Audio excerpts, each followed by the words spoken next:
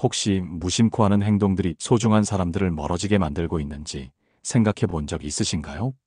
우리가 나이 들면서 자연스럽게 몸에 배는 작은 습관들이 어느새 우리를 고립시킬 수 있습니다. 처음엔 아무것도 아닌 것 같은 작은 불평, 새로운 것을 거부하는 태도, 혹은 자신을 돌보지 않는 모습까지. 이런 작은 행동들이 모여 우리의 관계와 삶의 질을 서서히 갉아먹고 있는지도 모릅니다. 오늘 이 이야기를 시작하며 제가 만난 70세 김영순 할머니의 이야기를 들려드리고 싶습니다.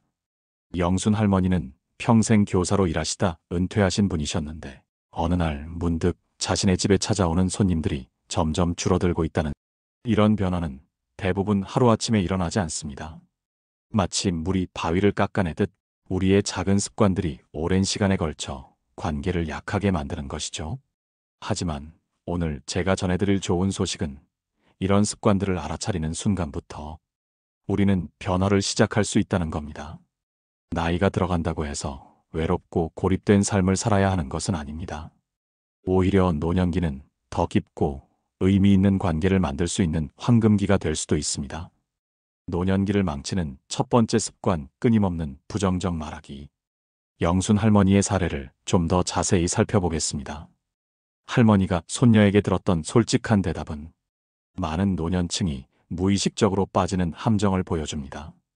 그렇다면 이제 이런 부정적인 말하기가 어떻게 우리의 관계와 삶의 질에 영향을 미치는지, 그리고 어떻게 바꿀 수 있는지 더 깊이 알아보겠습니다. 부정적인 말하기는 마치 독처럼 천천히 우리의 관계를 중독시킵니다. 우리는 처음에는 그저 솔직한 표현이라고 생각하지만 이것이 습관이 되면 우리 주변 사람들은 점점 에너지가 소진되는 것을 느끼게 됩니다. 68세의 정민호 씨는 이런 경험을 생생하게 들려주었습니다. 은퇴 후 처음 2년 동안은 정말 힘들었어요. 회사에서 받던 인정과 존중이 사라지니까 자존감이 떨어지더라고요. 그러다 보니 모든 것이 불만스럽게 느껴졌죠. 날씨가 나쁘면 날씨 탓, 정치가 마음에 안 들면 정치인 탓, 심지어 아내가 요리를 조금만 실수해도 짜증을 냈어요. 민호 씨는 자신도 모르게 불평제조기가 되어가고 있었습니다. 그러던 어느 날 평소 자주 만나던 친구가 솔직하게 말해주었습니다. 요즘 너랑 있으면 너무 피곤해. 항상 뭔가 불만 있고 비판하고 그래서 만남을 좀 미루게 되더라. 이 말은 민호 씨에게 큰 충격이었습니다. 자신이 얼마나 부정적인 사람이 되었는지 전혀 인식하지 못했던 것이죠. 그는 변화를 결심했습니다. 매일 아침 감사일기를 쓰기 시작했고 대화 중에 부정적인 말이 나오려고 할 때마다 이 말이 정말 필요한가? 라고 자문했습니다. 결과는 놀라웠습니다. 6개월 후 민호 씨의 친구 관계는 완전히 달라졌습니다. 사람들이 다시 그를 찾기 시작했고 가족들도 그와 더 많은 시간을 보내고 싶어 했습니다. 무엇보다 민호 씨 자신이 더 행복해졌습니다. 세상을 긍정적으로 바라보니 실제로 더 많은 긍정적인 일들이 그의 삶에 찾아오기 시작한 것입니다. 심리학자들은 부정적인 말하기가 부정성 편향을 강화한다고 설명합니다. 부정성 편향이란 인간이 긍정적인 경험보다 부정적인 경험에 더 강하게 반응하는 경향을 말합니다. 우리가 부정적인 말을 자주 할수록 뇌는 부정적인 정보에 더 민감해지고 긍정적인 측면을 간과하게 됩니다. 특히 노년기에는 이런 부정성 편향이 더 강해질 수 있습니다. 건강 문제, 은퇴로 인한 정체성 변화, 사회적 역할의 축소 등 여러 도전에 직면하기 때문이죠. 하지만 이런 상황에서도 우리의 언어 선택은 여전히 우리의 통제 안에 있습니다. 70세의 이미영 할머니는 이에 대한 좋은 예시입니다. 미영 할머니는 심한 관절염을 앓고 계셨지만 늘 유머와 긍정적인 말로 주변을 밝게 만드셨습니다. 아침에 무릎이 아프면 오늘은 날씨가 변할 모양이구나 라고 생각해요. 내 몸이 일기예보 역할을 하니 오히려 재미있잖아요. 미영 할머니의 이런 태도는 그녀를 동네에서 가장 인기 있는 어르신으로 만들었습니다. 젊은이들도 그녀와 이야기하는 것을 즐겼고 그녀의 지혜를 구했습니다. 미영 할머니는 자신의 비결을 이렇게 설명했습니다. 내가 아픈 것은 사실이지만 그것을 어떻게 표현하느냐는 내 선택이에요. 내 불편함을 다른 사람에게 짐으로 주고 싶지 않아요. 그렇다면 어떻게 오랜 세월 동안 형성된 부정적 말하기 습관을 바꿀 수 있을까요? 다음은 실생활에서 바로 적용할 수 있는 구체적인 방법들입니다. 첫째, 불평 시간을 정해보세요. 하루 중 5분에서 10분 정도를 정해서 그 시간에만 불평을 허용하는 것입니다. 이렇게 하면 부정적인 감정을 완전히 억압하지 않으면서도 그것이 하루 전체를 지배하지 않도록 할 수 있습니다. 둘째, 감사 습관을 들이세요. 매일 밤 잠들기 전에 그날 있었던 3가지 좋은 일을 떠올려 보는 것입니다. 처음에는 어려울 수 있지만 시간이 지날수록 긍정적인 것을 발견하는 눈이 발달하게 됩니다. 셋째, 그렇지만 대신 그리고를 사용해 보세요. 오늘 날씨는 좋지만 무릎이 아픈 애 대신 오늘 날씨도 좋고 덕분에 공원에서 잠시 산책도 할 수 있었어라고 말하는 식입니다. 넷째, 재구성하기를 연습하세요. 부정적인 상황을 다른 관점에서 바라보는 것입니다. 예를 들어 버스를 놓쳤다면 이제 30분이나 기다려야 해라고 생각하는 대신 책을 읽거나 주변을 관찰할 여유가 생겼네라고 생각하는 것입니다. 다섯째, 대화를 시작할 때 긍정적인 것으로 시작하세요. 만남의 처음 5분이 전체 분위기를 결정하는 경우가 많습니다. 요즘 어떻게 지내? 라는 질문에 바로 건강 문제나 불만을 이야기하기보다는 요즘 재미있게 보고 있는 드라마가 있어 같은 밝은 주제로 시작해보세요. 부정적인 말하기는 단순히 관계에만 영향을 미치는 것이 아닙니다. 연구에 따르면 만성적인 불평과 부정적 표현은 실제로 우리의 신체 건강에도 악영향을 미칩니다. 지속적인 부정적 표현은 코르티솔이라는 스트레스 호르몬의 분비를 증가시킵니다.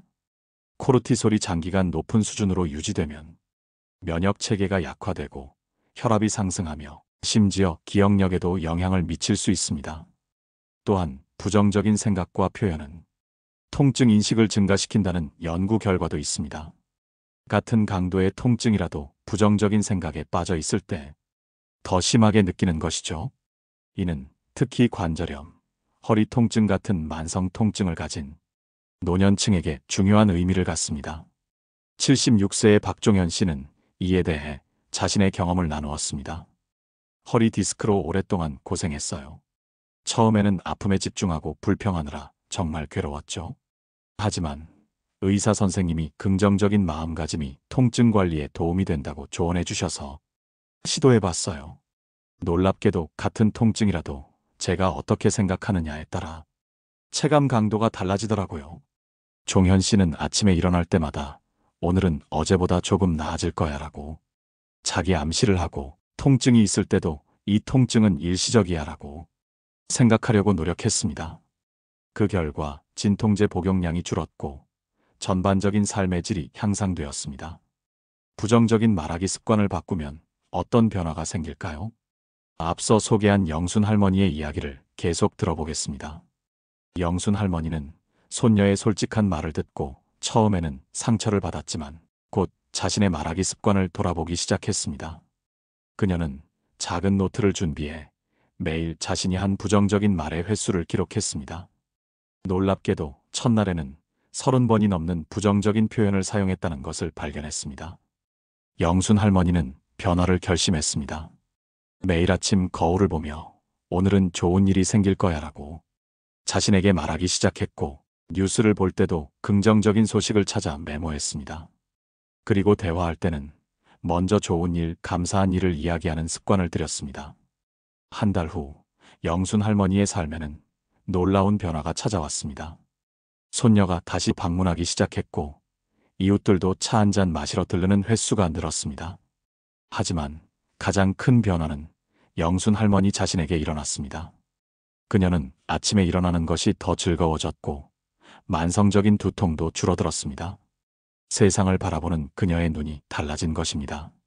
내가 세상을 어떻게 바라보느냐에 따라 세상도 나를 다르게 대한다는 걸 이제야 깨달았어요. 영순 할머니는 말했습니다. 내가 불평하면 세상도 나에게 불평할 거리를 더 많이 주더라고요. 하지만 내가 감사하면 세상도 나에게 감사할 일을 더 많이 보내주는 것 같아요. 많은 분들이 나이 들어서 습관을 바꾸기는 어렵다고 생각하십니다. 하지만 뇌과학 연구에 따르면 우리의 뇌는 생애 전 기간 동안 변화하고 적응할 수 있는 신경가소성을 가지고 있습니다. 즉, 80이나 90이 되어도 새로운 습관을 형성하는 것이 가능하다는 뜻입니다. 83세의 최광수 할아버지는 이를 증명하는 좋은 예입니다. 평생 꼼꼼하고 비판적인 성격으로 가족들을 힘들게 했던 할아버지는 뇌졸중으로 입원한 후 변화를 결심했습니다.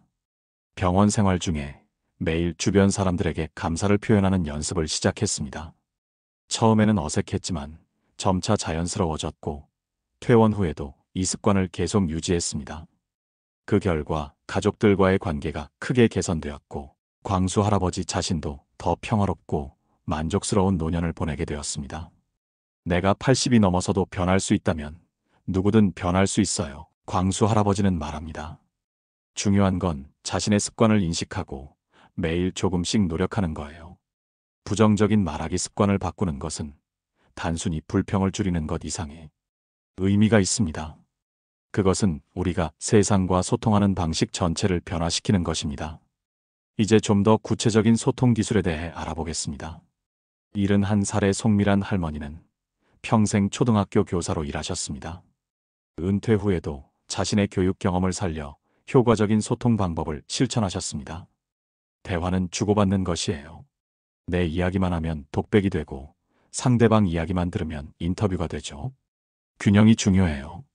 미란 할머니는 3대1 법칙을 실천하셨습니다. 자신의 이야기를 한 번 했다면 적어도 3번은 상대방의 이야기를 물어보고 경청하는 것이죠. 이 간단한 규칙 덕분에 미란 할머니는 항상 환영받는 대화 상대가 되었습니다. 또한 그녀는 적극적 경청의 중요성을 강조했습니다. 많은 노인들이 듣는 척만 하고 실제로는 자기 차례를 기다리며 할 말만 생각해요. 하지만 진정한 경청은 상대방의 말에 온전히 집중하는 것이에요. 적극적 경청을 실천하려면 상대방의 말을 중간에 끊지 않고 고개를 끄덕이거나 그렇군요. 이해해요 같은 반응을 보이며 때로는 들은 내용을 요약해 확인하는 것이 좋습니다. 이렇게 하면 상대방은 자신이 존중받고 있다고 느끼게 됩니다. 미란 할머니는 특히 손주들과 대화할 때 이런 기술을 활용했습니다. 요즘 젊은이들의 관심사나 용어를 모두 이해하지 못해도 괜찮아요. 중요한 것은 진심으로 관심을 갖고 물어보는 태도예요. 그게 무슨 뜻이니? 왜 그게 중요한지 더 알려줄래? 이렇게 물어보면 손주들이 기꺼이 설명해주고 그 과정에서 세대 간 연결이 생겨요. 세대 간 소통의 장벽 허물기. 노년층과 젊은 세대 사이의 소통 단절은 현대 사회의 큰 문제 중 하나입니다. 기술의 발전, 가치관의 변화, 생활 방식의 차이 등으로 인해 세대 간 이해가 어려워지고 있습니다. 하지만 이런 장벽을 허물 수 있는 방법이 있습니다. 69살의 이재민 씨는 은퇴 후 젊은 세대와의 소통을 위해 의식적인 노력을 기울였습니다. 처음에는 손주들이 하는 게임이나 유튜브 이야기가 무의미하게 느껴졌어요. 하지만 어느 날 문득 내가 젊었을 때 어른들이 우리 음악이나 패션을 이해 못했던 것과 똑같다는 생각이 들었죠. 재민 씨는 방식을 바꿨습니다. 손주들의 관심사에 판단 없이 호기심을 갖기 시작했습니다. 이게 뭐가 재미있니? 어떻게 하는 거니? 같은 질문으로 대화를 시작했고 때로는 직접 체험해 보기도 했습니다. 처음에는 어색했지만 손주들은 할아버지의 진정성 있는 관심에 감동했고 기꺼이 자신들의 세계를 공유했습니다. 젊은 세대를 이해하려면 그들의 언어와 문화를 완전히 배울 필요는 없어요. 다만 그것을 존중하고 배우려는 태도가 중요해요. 재민 씨는 말합니다. 내가 모든 것을 이해하지 못해도 그들의 세계에 관심을 갖는 것만으로도 연결이 시작돼요. 이런 노력 덕분에 그는 손주들뿐만 아니라 동네 젊은이들에게도 인기 있는 어르신이 되었습니다. 그들은 재민 씨에게 기술적인 도움을 청하기도 하고 때로는 인생 조언을 구하기도 했습니다. 세대 간 소통의 장벽을 허문 것입니다. 현대 사회에서 소통의 많은 부분이 디지털 기기를 통해 이루어집니다. 이는 많은 노년층에게 도전이 될 수 있지만 동시에 새로운 연결의 기회이기도 합니다. 70세의 박영자 할머니는 코로나 팬데믹 기간 동안 화상통화 앱을 배우면서 소통의 새 장을 열었습니다. 처음에는 무서웠어요. 버튼도 많고 설정도 복잡하고. 하지만 손주들이 차근차근 알려줬죠. 이제는 매주 화상으로 가족 모임을 해요. 영자 할머니는 디지털 기기를 통한 소통에서 몇 가지 중요한 팁을 공유했습니다. 문자 메시지는 짧고 명확하게 보내는 게 좋아요. 긴 이야기는 전화나 화상 통화로 하는 게 오해를 줄일 수 있어요. 또 이모티콘을 배우면 재미있어요. 처음에는 어색했지만 이제는 손주들과 이모티콘으로 대화하는 게 즐거워요. 또한 영자 할머니는 소셜미디어를 통해 오래전 잃어버렸던 친구들과 다시 연결되었습니다. 학창시절 친구들을 50년 만에 다시 만났어요. 모두 각자의 인생을 살았지만 소셜미디어 덕분에 다시 소통하게 되었죠. 이제는 매달 온라인으로 모임을 가져요.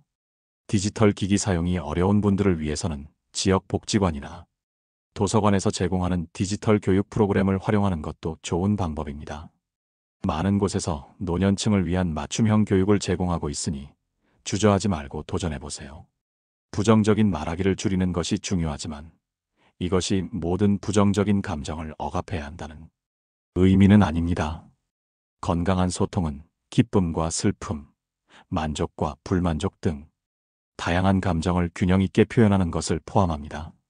73세의 김정수 씨는 아내를 잃은 후 깊은 우울감에 빠졌습니다. 처음에는 자신의 슬픔을 숨기려 했지만 그것은 오히려 고립감을 키웠습니다. 사람들이 나를 불편해할까봐 항상 괜찮은 척했어요. 하지만 그건 정말 외로운 일이었죠. 정수 씨는 노인 상담 프로그램에 참여하면서 건강한 감정 표현의 중요성을 배웠습니다. 감정을 솔직하게 표현하되 그것을 건설적인 방향으로 이끄는 법을 배웠어요. 나는 지금 슬프다고 인정하는 것과 인생은 끝났어라고 말하는 것은 완전히 다르죠. 그는 자신의 감정을 일기로 표현하기 시작했고 비슷한 경험을 한 사람들과 모임을 가졌습니다. 이런 과정을 통해 정수 씨는 자신의 감정을 건강하게 처리하는 법을 배웠고 그 결과 가족과 친구들과의 소통도 더 깊고 진실해졌습니다. 진정한 소통은 완벽한 모습만 보여주는 게 아니라 취약한 부분도 적절히 나눌 수 있을 때 이루어져요. 정수 씨는 말합니다. 내가 진실된 모습을 보여줄 때 다른 사람도 나에게 진실된 모습을 보여주게 돼요. 우리의 소통은 말로만 이루어지지 않습니다. 표정, 몸짓, 목소리 톤 등 비언어적 요소가 전체 메시지의 상당 부분을 차지합니다. 노년기에는 이런 비언어적 소통에도 주의를 기울일 필요가 있습니다. 67세의 황미숙 씨는 항상 자신은 긍정적인 말을 한다고 생각했지만 딸로부터 의외의 지적을 받았습니다. 엄마, 말은 긍정적인데 표정은 항상 찡그리고 있어요. 그래서 사람들이 엄마 말을 진심으로 받아들이기 어려워해요. 미숙 씨는 거울을 보며 자신의 표정을 관찰하기 시작했고 실제로 무의식적으로 찡그리는 습관이 있다는 것을 발견했습니다. 그녀는 의식적으로 표정 관리를 하기 시작했고 특히 대화할 때 미소 짓는 연습을 했습니다. 처음에는 어색했지만 점차 자연스러워졌어요. 놀랍게도 내가 미소 지으면 상대방도 미소 짓게 되더라고요. 그리고 같은 말이라도 미소와 함께하면 훨씬 긍정적으로 받아들여져요. 미숙 씨는 또한 자신의 목소리 톤에도 주의를 기울였습니다. 나이가 들면서 목소리가 단조롭고 낮아지는 경향이 있는데 이는 때로 무관심하거나 지루해 보이는 인상을 줄 수 있습니다. 그녀는 의식적으로 목소리에 변화를 주고 중요한 부분에서는 강조하는 연습을 했습니다. 비언어적 소통은 우리가 의식하지 못하는 사이에 큰 영향을 미쳐요. 내 말과 몸짓이 일치할 때 사람들은 내 진심을 더 잘 느낄 수 있어요. 노년기 소통에서 가장 중요한 원칙 중 하나는 끊임없이 배우려는 자세를 유지하는 것입니다. 세상은 계속 변하고 소통 방식도 변합니다. 이런 변화에 적응하고 배우려는 태도가 우리를 고립에서 지켜줍니다.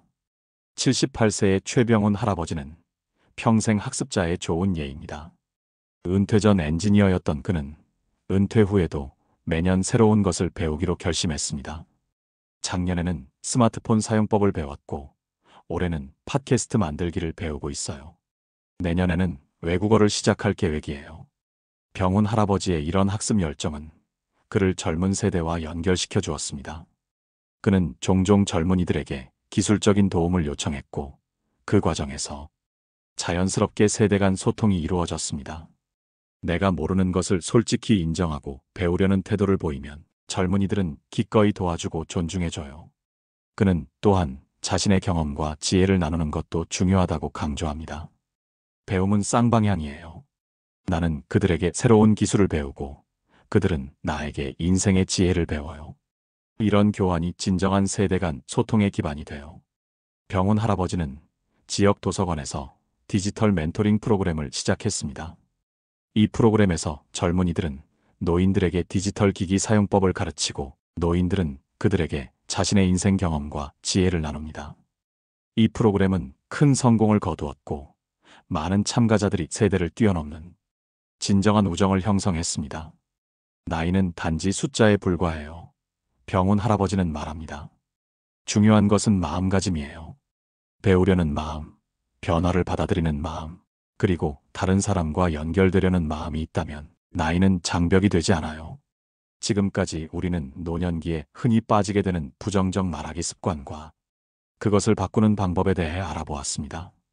이제 이 모든 것을 종합해 실천 계획을 세워보겠습니다. 첫째, 자신의 말하기 습관을 인식하세요. 하루 동안 자신이 얼마나 자주 부정적인 말을 하는지 관찰해보세요. 이 인식이 변화의 첫걸음입니다. 둘째, 작은 변화부터 시작하세요.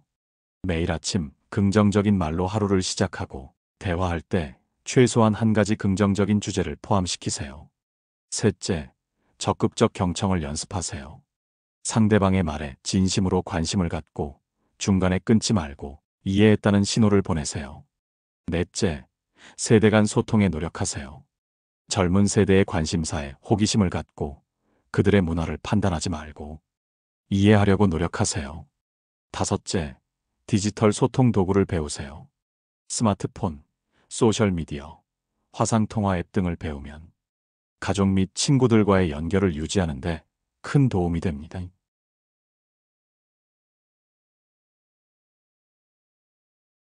오늘도 함께해 주셔서 진심으로 감사드립니다.